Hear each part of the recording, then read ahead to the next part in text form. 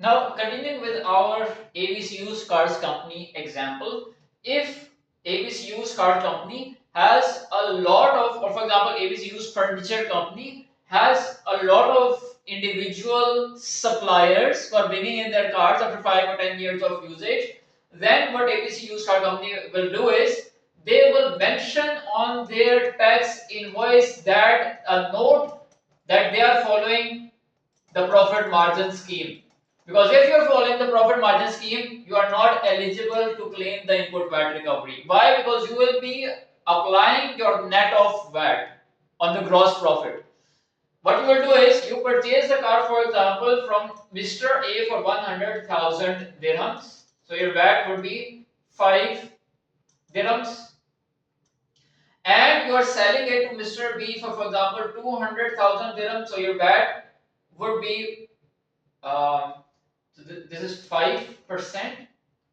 So it's like 5,000 dirhams. So this is like 5%.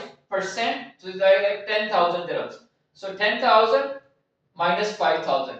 What you're paying to the FTA as your VAT taxable amount, that would be 5,000 dirhams. So you're paying the net amount because you are not eligible to claim any input VAT recovery in the event that you are following the profit margin scheme. So you have an option. It is not mandatory.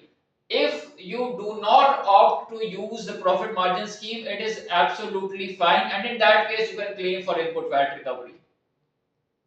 But it's not that you cannot go interchangeably. You have to disclose that upfront. FTA does not require that you mention that you're following the profit margin scheme to them, but it must be mentioned on the tax invoice that this profit margin scheme is being used, so that when you will be filing registering at that time, you are allowed to follow it, because you cannot go interchangeably between profit margin scheme or input VAT recovery through the normal channel, through the normal domestic sale channel. So it is important to disclose it on the tax invoice to avoid double taxation.